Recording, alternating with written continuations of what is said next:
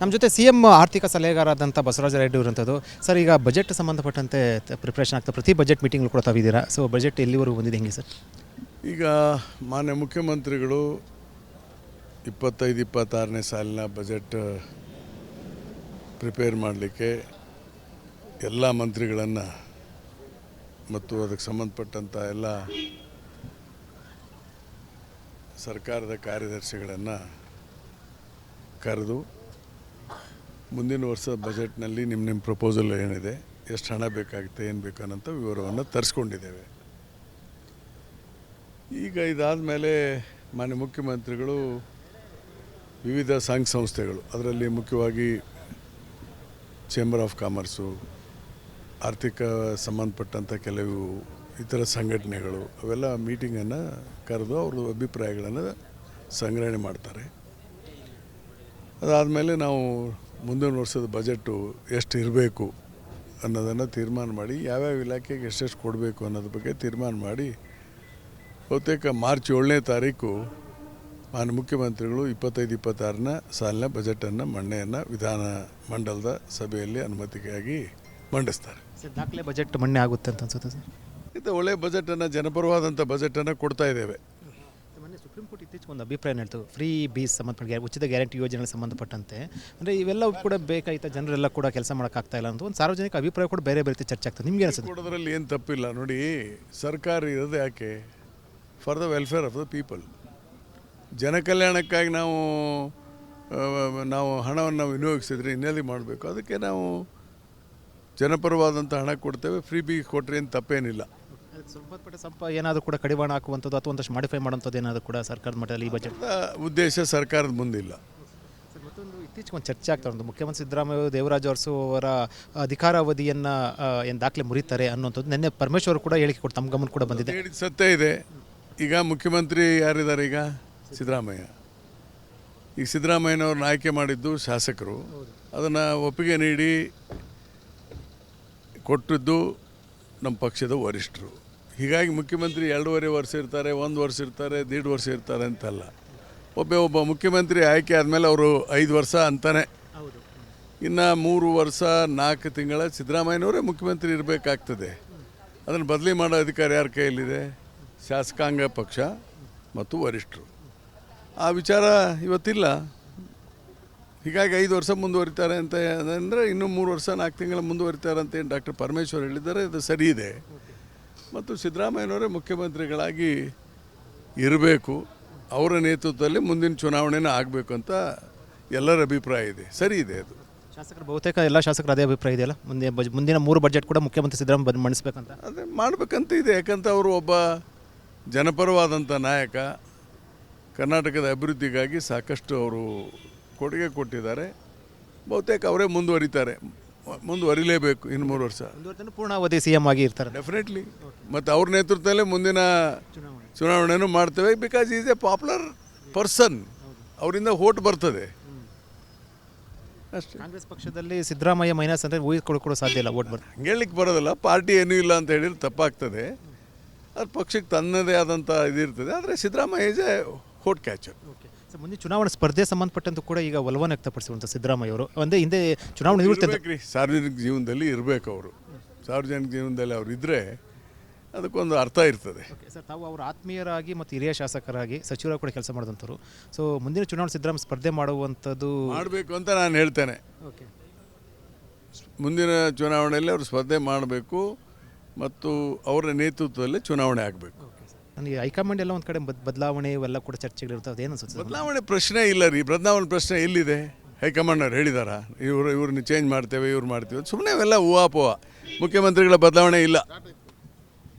ಇದು ಬಸವರಾಜ ರಾಯಡ್ಡಿ ಅವರ ಹೇಳಿಕೆ. ಅವ್ರು ಹೇಳ್ತಾ ಇರುವಂಥದ್ದು ಯಾವುದೇ ಕಾರಣಕ್ಕೂ ಮುಖ್ಯಮಂತ್ರಿಗಳ ಬದಲಾವಣೆ ಇಲ್ಲ, ಅವರೇ ಕೂಡ ನೇತೃತ್ವದಲ್ಲಿ ಮುಂದಿನ ಚುನಾವಣೆ ಅಂತ ಹೇಳೋ ಮೂಲಕ ಹೊಸ ಒಂದು ರಾಜಕೀಯವಾಗಿ ಹೊಸ ಒಂದು ಸ್ಫೋಟಕ ಸುದ್ದಿಯನ್ನು ಕೊಟ್ಟಿರುವಂಥದ್ದು. ರಾಜಕೀಯದಲ್ಲಿ ಕಾಂಗ್ರೆಸ್ನಲ್ಲಿ ಮತ್ತೊಂದಷ್ಟು ಬೆಳವಣಿಗೆಗೆ ಬಸವರಾಜ ರಾಯಡ್ಡಿ ಅವರ ಹೇಳಿಕೆ ಸಾಕ್ಷಿಯಾಗಿರುವಂಥ. ಕ್ಯಾಮರಾ ಪರ್ಸನ್ ಸದಾಶಿವ ಜೊತೆ ವಿಜಯ್ ಜೊನ್ನರ್, ರಿಪಬ್ಲಿಕ್ ಟಿವಿ, ಬೆಂಗಳೂರು. ನಮ್ಮ ಜೊತೆ ಸಿಎಂ ಆರ್ಥಿಕ ಸಲಹೆಗಾರರಾದಂಥ ಬಸವರಾಜ ರಾಯಡ್ಡಿ ಅವರಂಥದ್ದು.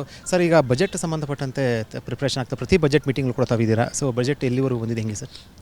ಈಗ ಮಾನ್ಯ ಮುಖ್ಯಮಂತ್ರಿಗಳು 25-26ನೇ ಸಾಲಿನ ಬಜೆಟ್ ಪ್ರಿಪೇರ್ ಮಾಡಲಿಕ್ಕೆ ಎಲ್ಲ ಮಂತ್ರಿಗಳನ್ನು ಮತ್ತು ಅದಕ್ಕೆ ಸಂಬಂಧಪಟ್ಟಂಥ ಎಲ್ಲ ಸರ್ಕಾರದ ಕಾರ್ಯದರ್ಶಿಗಳನ್ನು ಕರೆದು ಮುಂದಿನ ವರ್ಷದ ಬಜೆಟ್ನಲ್ಲಿ ನಿಮ್ಮ ಪ್ರಪೋಸಲ್ ಏನಿದೆ, ಎಷ್ಟು ಹಣ ಬೇಕಾಗುತ್ತೆ, ಏನು ಬೇಕು ಅನ್ನೋಂಥ ವಿವರವನ್ನು ತರಿಸ್ಕೊಂಡಿದ್ದೇವೆ. ಈಗ ಇದಾದ ಮೇಲೆ ಮಾನ್ಯ ಮುಖ್ಯಮಂತ್ರಿಗಳು ವಿವಿಧ ಸಂಘ ಸಂಸ್ಥೆಗಳು, ಅದರಲ್ಲಿ ಮುಖ್ಯವಾಗಿ ಚೇಂಬರ್ ಆಫ್ ಕಾಮರ್ಸು, ಆರ್ಥಿಕ ಸಂಬಂಧಪಟ್ಟಂಥ ಕೆಲವು ಇತರ ಸಂಘಟನೆಗಳು, ಅವೆಲ್ಲ ಮೀಟಿಂಗನ್ನು ಕರೆದು ಅವ್ರ ಅಭಿಪ್ರಾಯಗಳನ್ನು ಸಂಗ್ರಹಣೆ ಮಾಡ್ತಾರೆ.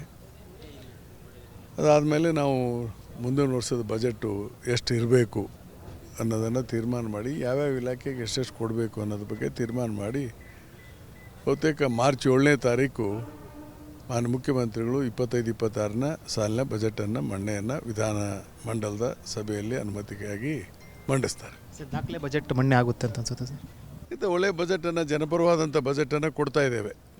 ಮೊನ್ನೆ ಸುಪ್ರೀಂ ಕೋರ್ಟ್ ಇತ್ತೀಚೆಗೆ ಒಂದು ಅಭಿಪ್ರಾಯ ಹೇಳ್ತು, ಫ್ರೀ ಬೀಸ್ ಸಂಬಂಧಪಟ್ಟ ಉಚಿತ ಗ್ಯಾರಂಟಿ ಯೋಜನೆಗೆ ಸಂಬಂಧಪಟ್ಟಂತೆ ಅಂದರೆ ಇವೆಲ್ಲ ಕೂಡ ಬೇಕಾಯ್ತಾ, ಜನರೆಲ್ಲ ಕೂಡ ಕೆಲಸ ಮಾಡೋಕ್ಕಾಗ್ತಾ ಇಲ್ಲ ಅಂತ ಒಂದು ಸಾರ್ವಜನಿಕ ಅಭಿಪ್ರಾಯ ಕೂಡ ಬೇರೆ ಬೇರೆ ಚರ್ಚೆ ಆಗ್ತದೆ. ನಿಮಗೆ ಅನಿಸುತ್ತೆ? ಕೊಡೋದ್ರಲ್ಲಿ ಏನು ತಪ್ಪಿಲ್ಲ. ನೋಡಿ, ಸರ್ಕಾರ ಇರೋದು ಯಾಕೆ? For the welfare of the people. ಜನ ಕಲ್ಯಾಣಕ್ಕಾಗಿ ನಾವು ಹಣವನ್ನು ವಿನಿಯೋಗಿಸಿದ್ರೆ ಇನ್ನೆಲ್ಲಿ ಮಾಡಬೇಕು? ಅದಕ್ಕೆ ನಾವು ಜನಪರವಾದಂಥ ಹಣ ಕೊಡ್ತೇವೆ. ಫ್ರೀ ಬಿ ಕೊಟ್ಟರೆ ಏನು ತಪ್ಪೇನಿಲ್ಲ.